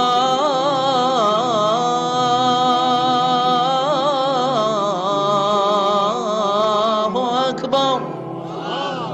কি সুরেলা আজান, কাবার আজান। আজান হতে দেরি, আজান হতে দেরি। যদি 20-30 তলা হোটেলের কোনো ছাদ থেকে আপনি খেয়াল করেন, দেখবেন মৌমাছির মতো ডানে বায়ে সামনে পেছনে চারিদিক থেকে সারে আল হিজরা দিয়ে, সারে আজিয়াত রোড দিয়ে, গাজ্জা দিয়ে, জারওয়াল দিয়ে, মেসফালা দিয়ে, ইব্রাহিম খালিলি দিয়ে মানুষগুলো কাবার দিকে ঢুকতে শুরু করেছে, ঠিক কিনা? আবার বিশ্বনবী বলতেন, মক্কা তো হাব্বুল বিলাদ ইলাইয়া, মক্কা শহর আমার কাছে সব চাইতে প্রিয় শহর। লাউলা উখরিজিতু লামা খারাজিতু, মক্কার কুরাইশরা কাফেররা যদি এই শহর থেকে জোর করে আমারে বের করে না দিত, আমি কোনোদিন মক্কা ছেড়ে দূরে যেতাম না। সুবহানাল্লাহ পড়ে। বিশ্বনবীর জন্মস্থান এই শহর, যেখানে বিশ্বনবী জন্মেছেন ওইখানে আছে মাকতাবা, লাইব্রেরি। কি আছে? হজ ওমরা যারা করেছেন তারা দেখবেন ওখানে গেলেই ফ্রিতে বই দেয়। কি দেয়? বিশ্বনবীর জন্মস্থানে গেলে যেই ভাষার হন, বাঙালি গেলে বাংলায়, ইংরেজ গেলে ইংরেজিতে, পাকিস্তানিরা গেলে হিন্দিতে, সবাইকে ফ্রিতে বই দেয়া হয়। তার মানে বিশ্বনবীর জন্মস্থানে গেলেই বই পাওয়া যায়, ঠিক কিনা? বিশ্বনবীর জন্মস্থানের ঠিক পাশেই আবু জাহেলের জন্মস্থান। ওইখানে কি আছে জানেন? হ্যাঁ, হাম্মাম, হাম্মাম আবি জাহাল। বাঙালি হাজিদের বুক ভরা ঘৃণা তার জন্য। বাঙালি হাজিরা বলে, আবু জাহিল্লার টয়লেট কই, যাইয়া সব ভরাই দিয়ে আসুন। জেদ্দাতে নেমেই খুঁজতে আরম্ভ করে, আবু জাহিল্লার টয়লেট কই। সবাই বলে, এই না জেদ্দায় আসলেন, মক্কা তো আর 80 কিলো দূরে, আপনি যাবেন, ওমরা করবেন, বিশ্রাম নেবেন হোটেলে, এরপরে জিয়ারা যখন করায় তখন ওখানে নেয়। কিন্তু নাইম্মাই কই, আবু জাহিল্লার টয়লেট কই। কি ক্ষোভ তার প্রতি, না? কি ক্ষোভ আর ঘৃণা। আর বিশ্বনবীর জন্য অন্তর ভরা ভালোবাসা আছে না নাই? এজন্য ইসলাম হচ্ছে শান্তির ধর্ম। জঙ্গিপনা যারা করে, সন্ত্রাসবাদের কথা যারা সমাজে উস্কে দেয়, তাদের জন্য ইসলামে কোনো শান্তি নাই। আবু জাহেল ছিল সন্ত্রাসদের লিডার, ঠিক কি না? Leader of the all terrorist, কুখ্যাত ইন্টারন্যাশনাল সন্ত্রাসী আবু জাহেল। আর বিশ্বনবী ছিলেন মুজাহিদ। বিশ্বনবী কি ছিলেন? মুসা আলাইহিস সালাম ছিলেন মুজাহিদ। ফেরাউন ছিল কুখ্যাত সন্ত্রাসী আর জঙ্গি, ঠিক কিনা? সাইয়েদনা ইব্রাহিম ছিলেন মুজাহিদ আর নমরুদ ছিল জঙ্গি, ঠিক কিনা? যারা ইসলামের পক্ষে কথা বলে তারা মুজাহিদ, আর যারা ইসলামের বিপক্ষে তারা সন্ত্রাস আর জঙ্গি। চিল্লায় বলেন ঠিক কিনা? সে আল্লাহ ডেকে বললেন, গোলামুদ্দিনি ওয়াজ-জাইতুনি ওয়া তুরি সিনিন ওয়া হাযাল বালাদিল আমিন। 3 ফলের কসম, জাইতুনের কসম, তুর পাহাড়ের কসম, বিশ্বনবীর জন্মস্থান মক্কাতুল মুকাররমার কসম। 4টা জিনিসের কসম কেটেছে কে? কয়টা জিনিসের? 4টা জিনিসের কসম কেটে আল্লাহ একটা কথা বলবেন। ওই কথাটার গুরুত্ব বেশি না কম? লাকাদ খালাকনাল ইনসানা ফি আহসানি তাকওয়িম। সবাই পড়েন, লাকাদ খালাকনাল ইনসানা ফি আহসানি তাকওয়িম। নিশ্চয় আমি মানুষের চেহারাটারে আকৃতিটারে বড্ড চমৎকার আকৃতি দিয়ে তৈরি করেছি। সুবহানাল্লাহ। মানুষের মতো কোনো সুন্দর প্রাণী পৃথিবীতে নাই, আছে? গরু দেখবেন সবগুলোর চেহারা একরকম, কুকুরের অলমোস্ট সব কুকুরের কেন্দ্রীয় চেহারা এক, সব ছাগলের কেন্দ্রীয় চেহারা এক, কিন্তু একটা মানুষের সাথে আরেকটা মানুষের চেহারা মিলে? আমার সাথে হুজুরের চেহারার মিল আছে, হুজুরের সাথে ভাইয়ের, ভাইয়ের সাথে আপনার। 700 কোটি মানুষ নাকি পৃথিবীতে এখন আছে, এই 700 কোটির সাথে একটার লগে আরেকটার মিলে? কত 700 কোটি ময়রা কবরে ভূত হয়ে রয়েছে, একটার সাথে আরেকটার মিল ছিল? আরো কত 700 কোটি যে কিয়ামতের আগে আসবে, একজনের সাথে আরেকজনের চেহারার কোনো মিল খাবে? এরপর আপনি হিউম্যান অ্যানাটমি নিয়ে গবেষণা করেন, পায়ের পাতা থেকে শুরু করে মাথার তালু পর্যন্ত একটার পর একটা অঙ্গ এমন ভাবে আল্লাহ তৈরি করেছে, পৃথিবীর কোন ডিজাইনারের কোন ডিজাইন দ্বারা এটাকে মাপজোক আর পরিমাপ করা সম্ভব না। চিল্লায় বলেন ঠিক কি না? এজন্য আল্লাহ বললেন, লাকাদ খালাকনাল ইনসানা ফি আহসানি তাকওয়িম। মানুষকে চমৎকার আকৃতি দিয়ে তৈরি করেছে কে? আমাদের যে অঙ্গটা ঠিক যেখানে বসানো দরকার, ঠিক সেই অঙ্গটা আল্লাহ তাআলা ওইখানেই বসিয়েছে, ঠিক কি না? আল্লাহর সৃষ্টির মধ্যে কোনো খুঁত ধরার, ভুল ধরার ক্ষমতা কারো আছে? এক লোক বট গাছের তলায় বসে বিশ্রাম নিচ্ছে, আর বট ফল দেখে অবাক যে এত মোটা বট গাছ, ফলগুলো এত ছোট। বট ফল ছোট হয় না নাকি এত বড়? আর পাশেই ছিল কুমড়া গাছ, লাউ গাছ। আল্লাহরে গালে দিতেছে, আল্লাহর কি রুচি! চিকন চিকন কুমড়া গাছ, চিকন চিকন লাউ গাছ, এত বড় ফল, আর ইয়া মোটা বট গাছ, এতটুকু ফল। আল্লাহর গালি দিতে দিতে ঘুমায় গেছে। আল্লাহরে গালি মারতে মারতে কখন যে ঘুমায় গেছে নিজেও জানেন। হঠাৎ একটা বট ফল পড়ছে একেবারে নাকে, লাফ দিয়ে উঠেছে, উঠে দেখে নাক দিয়ে রক্ত বেরোচ্ছে, ব্লিডিং। নাকের রক্ত মুছে আর পড়তে আরম্ভ করছে আলহামদুলিল্লাহ। কি পড়ে? মনে মনে কয়, আল্লাহরে কেন গালি দিলাম? ওই কুমড়া যদি এইখানে হইতো, ওই লাউ যদি এইটার উপরে হতো, কুমড়া যদি একটা নাকের উপরে পড়তো, আমি নিজেই কুমড়া হয়ে যাইতাম, ঠিক কি না? সুবহানাল্লাহ পড়েন। মা খালাকতা হাযা বাতিলা। এমনি এমনি আল্লাহ কিছু বানায় নাই, যেখানে যেটা যতটুকু দরকার সেটা করে দিয়েছে কে? চোখ যেখানে থাকা দরকার চোখ দিছে কে? নাক যেখানে দরকার নাক দিছে কে? চোখ কান এদিকে না হয়ে যদি অন্যদিকে হইতো সুবিধা হইতো? চোখ দুইটা মনে করেন এদিকে নাই, আছে এদিকে, এদিকে একটা চোখ, এদিকে, সুবিধা হইতো? খাওয়ার সময় আমরা প্রথমে দেখি, নাক দিয়ে শুকি, তারপরে মুখে মারি, ঠিক কি না? তো চোখ যদি পিছনে হইতো, প্রত্যেকটা খাবার নিয়ে চোখটা দেখানো লাগতো এইভাবে, তাই না? নাকও যদি এইখানে না হয়ে এদিকে নাকটা হইতো, খাবার নিয়ে ঘ্রাণ শুকতে চাইলে পেছনে নিয়ে। দেখেন কি সেটিং! চোখ যদি এইখানে না থেকে মাত্র 2 ইঞ্চি উপরে যদি আল্লাহ দিত, এদিকে একটা চোখ এদিকে একটা চোখ, সেজদা দিতে পারতেন? চোখ বন্ধ করে সেজদা দেওয়া লাগতো, ঠিক কিনা? ফুটবল খেলতে পারতেন? ফুটবলে হেড দিলেই ডিমের মতো পোষ হয়ে যেত চোখ দুইটা। সুবহানাল্লাহ পড়বেন না? দেখেন কানের কি সেটিং! কান যদি এইখানে না দিয়ে এই কানটা এই বগলের নিচে দিত, আর এই কান যদি এই বগলের নিচে দিত, আজকে ওয়াজ শুনতেন কেমনে? এমনে। হাত তোলেন সবাই। 1.5 ঘন্টা আজারি সাহেবের আলোচনা, এমনে থাকেন 1.5 ঘন্টা, হাত দুইটা তুলে থাকা যায় তো? হাত নামাইলে ওয়াজ শোনা যায় না, হাত উঠাইলে শোনা যায়। সুবহানাল্লাহ পড়েন। যেখানে যেটা যেভাবে দরকার দিয়ে দিয়েছে কে? আবার এখানে এয়ার ক্যানেল দিলেন। অনেকে কয় এগুলা দিছে কেন? এই ক্যানেল কিন্তু দরকার। ক্যানেল না থাকলে আপনার কথা ঢুকবে না, আপনি বুঝবেন না। অনেকের এই কানের ডিফেক্ট আছে, ডিফর্মড বেবি, এই রোগ নিয়ে জন্মাইছে, কানে মেশিন লাগানো লাগে, এই ক্যানেলের সমস্যা। এটা কেটে দিলে আপনি কান কাটা রমজান, কান কেটে দিলে আপনি কান কাটা রমজান হয়ে যেতেন।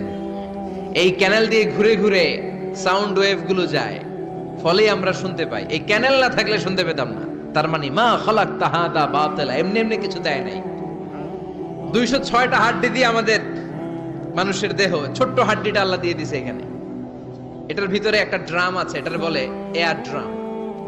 সাউন্ড ওয়েভ, শব্দ তরঙ্গ এয়ার ড্রামে নক করে, এরপরে outer air, middle air, inner air হয়ে ইলেকট্রিক্যাল সিগন্যালের মাধ্যমে যাই দেখে যায়, ব্রেনের সাথে কানেক্ট হতে হলে ইলেকট্রিক্যাল সিগন্যাল দিয়ে কানেক্ট হতে হয়।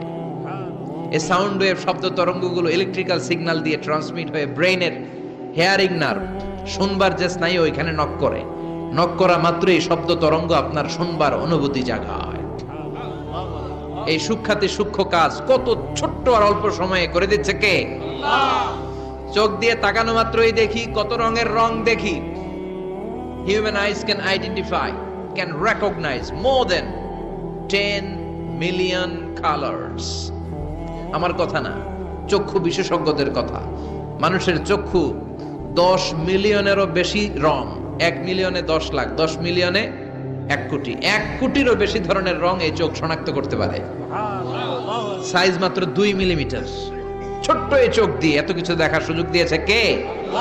এই দুটি চোখ দিয়েছি বলে দেখো যে কত অপরূপ নয়নাভিরাম, খেতে খামারের জুড়াই জ্বালা বিধুরধু, তোমারে দেয়া চোখের শুকুর জানাবো তারে ভাষা কই, যতই দেখি ততই যেন পলক ছাড়া চেরই। সুবহানাল্লাহ পড়ে। যতই দেখি ততই যেন পলক ছাড়া চেরই। এভাবে আমাদের দেহের প্রতিটি অঙ্গ সেটআপ করেছে কে? আল্লাহ। আল্লাহু আকবার। এজন্য রব্বুল আলামিন বলেন লাকাদ খালাকনাল ইনসানা ফি আহসানি তাকওয়িম, আমি মানুষকে সবচাইতে সুন্দর আকৃতিতে তৈরি করেছি। সুবহানাল্লাহ। আমরাই শুধু মাথা উঁচু করে দাঁড়াতে পারি, গরু এরকম মাথা উঁচু করে দাঁড়াতে পারে? গরুর মাথা নিচে, ছাগলের মাথা নিচে, সবার মাথা নিচে। মানুষই 2 পায়ে ভর করে শির দ্বারা মানে স্পাইনাল কর্ডের উপর টান টান হয়ে মাথাটা উঁচু করে এভাবে দাঁড়ায়। পৃথিবীতে একটাই সৃষ্টি, এজন্য আল্লাহ এই সৃষ্টির নাম দিয়েছে আশরাফুল, যে মাখলুকাতের কাছে নূরের ফেরেশতাও সেজদা দিতে বাধ্য হয়েছে। ঠিক কি না? তুমি মাটির আদমকে প্রথম সৃষ্টি করিয়া ঘোষণা করিয়া দিলে শ্রেষ্ঠ বলিয়া, তাই তো নূরের ফেরেশতা করে আদমকে সেজদা। ঠিক কি না? তাই তো নূরের ফেরেশতা করে আদমকে সেজদা, সবার চেয়ে সম্মান দিলে মাটির আদমকে। আল্লাহু আল্লাহু তুমি জাল্লে জালালুহু, শেষ করা তো যায় না গে তোমার গুণগান। আল্লাহু আল্লাহু। সুবহানাল্লাহ পড়েন। আশরাফুল মাখলুকাত বানালেন। এত বৈচিত্র্য মানুষকে আল্লাহ দিয়েছেন, বিবেক দিয়েছেন, আবেগ দিয়েছেন, বাক শক্তি, কথা বলার ক্ষমতা। কোন প্রাণীর আছে? সুবহানাল্লাহ কইবেন না? বিবেক দিয়েছেন, আবেগ দিয়েছেন, বাক শক্তি দিয়েছেন, উপলব্ধি করবার মতো ক্ষমতা দিয়েছেন। আশরাফুল মাখলুকাত বানিয়েছেন এই মানুষকে। এই মানুষের মধ্যে আল্লাহ অনেক ক্যাপাসিটি দিয়েছেন। আবার আল্লাহ বললেন ওয়ামিন আয়াতিহি খালকুস সামাওয়াতি ওয়াল আরদি ওয়াখতিলাফু আলসিনাতিকুম ওয়া আলওয়ানিকুম ইন্না ফি যালিকা লাআয়াতিন লিল আলিমিন। আমার সৃষ্টির মধ্যে অসাধারণ সৃষ্টি, আকাশ এবং জমিন সৃষ্টি, গায়ের রঙের ভিন্নতা, ভাষার ভিন্নতা। সুবহানাল্লাহ। আমরা কোন ভাষায় কথা বলি? কথা বলেন। আপনি কি মনে করছেন সারা ওয়ার্ল্ডে এই ভাষায় কথা বলে? ইন্ডিয়ানরা বলে হিন্দিতে, ইংরেজরা বলে ইংরেজিতে, আরাবিয়ানরা বলে আরবিতে। ঠিক কি না? আমার দেশের বাইরের প্রথম সফর ছিল 2008-এ। সেই থেকে এক যুগ চলছে এখন সফর। ওই সফর যে কত দরকার ছিল, ওই সফরের আগে এই গ্লোবাল ইসলামকে দেখার সুযোগ আমার হয়নি। মানুষের যে কত ভিন্নতা, কত ভাষায় যে মানুষ কথা বলে। 2008 সালে আমি যখন আমার ইউনিভার্সিটিতে গেলাম, মাগরিবের সালাতের সময় পৌঁছেছি। আজান হওয়ার সাথে সাথে দেখলাম students of more than 100 nationalities they are coming out from their hostel to offer মাগরিব প্রেয়ার। মাগরিবের আজান দেখলাম হোস্টেল থেকে বিভিন্ন রঙের ছেলেপেলেরা মাগরিবের সালাত পড়ার জন্য বের হচ্ছে। এক একটার কালার এক এক রকম, এক একটার ভাষা এক এক রকম। আমরা বাংলায় বললে আরাবিয়ানরা বুঝে না, আরাবিয়ানরা আরবিতে বললে ইন্ডিয়ানরা বুঝে না, ইন্ডিয়ানরা হিন্দিতে বললে ইংরেজরা বুঝে না, চাইনিজরা মান্ডারিনে বললে কেউ বুঝে না। চিয়াং ফিয়াং চিয়াং, এগুলো হচ্ছে চাইনিজ ভাষা। ইয়াং শিয়াং দিয়ে যখন কথা বলে কেউ বুঝে না। প্রথম মাগরিবের সালাত পড়ে আমি প্রথম নিগ্রু মানুষ আবিষ্কার করলাম। এর আগে কোনোদিন কালো মানুষ দেখি নাই। সালাম ফিরে ডানে দেখে এক নিগ্রু, বায়ে দেখে আরেক নিগ্রু। আমি মনে করছি কেরামান কাতিবিন। এই নিগ্রু দেখে আমি দিছি দৌড়। সবাই কই দৌড়ান কেন? আমি বললাম এরা কারা? আমারে বলা হলো এরা আপনার বন্ধু। এরা কি? এই কালো লোক নাকি আমার বন্ধু। বলল 5 বছর এই নিগ্রুদের সাথে আপনার থাকতে হবে। 100টারও বেশি দেশের ছাত্র আমরা একসাথে থেকেছি, কারো ভাষা কেউ বোঝে না, কারো গায়ের রঙের সাথে কারো গায়ের রঙের মিল নাই। চিল্লায় বলেন সুবহানাল্লাহ। এজন্য রব্বুল আলামিন বললেন লাকাদ খালাকনাল ইনসানা ফি আহসানি তাকওয়িম, আমি মানুষকে চমৎকার আকৃতিতে তৈরি করেছি। সুম্মা রাদাদনাহু আসফালা সাফিলিন, তারপর মানুষকে আমি আবার নিম্নমুখী করেছি। মানুষের সৌন্দর্যটা সব সময় থাকে না। এই যে যুবক অবস্থায় আমাদের কি সুন্দর চামড়া, কি সুন্দর দেহ, বয়স যখন 70-80 হবে এরকম থাকবে? কথা বলেন না। এই কালো দাড়িগুলো সাদা হয়ে যাবে, বয়সের ভারে মিজানুর রহমান আজহারি নুজ্জ হয়ে যাবে, লাঠি লাগবে তখন। তখন স্টেজে উঠবে, হায়াতে পাশায় থাকলে লাঠি নিয়ে উঠতে হবে। কথা কন। আমার নানা বাইরে দেখতাম গাড়িতে একটা লাঠি রাখতো, মরহুম পীর সাহেব গোলাম সাদেক সাঈদী, গাড়িতে সব সময় লাঠি। এই লাঠি নিয়ে গাড়ি থেকে বেরোতো, লাঠি দিয়ে সিঁড়ি বেয়ে উঠতো, মাঝে মাঝে আমরা ধরেও উঠাতাম। তো উনি কি এরকম ছিল না? একদিন ইয়াং তাগড়া যুবক, রং ধরা যৌবন, জং ধরে শেষ থাকে না। আসফালা সাফিলিন এর দুইটা তাফসীর, একটা হচ্ছে ইলা আরযালিল উমর, সব সময় মানুষ যুবক থাকে না, একটা সময় তারে বৃদ্ধ বানিয়ে দেয় কে? আবার আল্লাহ বুঝালেন মানুষ ভালো হলে অনেক ভালো হয়, খারাপ হলে অনেক খারাপ। মানুষ ভালো হলে ফেরেশতার চেয়ে ভালো, মানুষ খারাপ হলে পশুর চেয়েও খারাপ। কথা বলেন ঠিক কিনা? এক পশু আরেক পশুরে মারে না, এক পশু আরেক পশুরে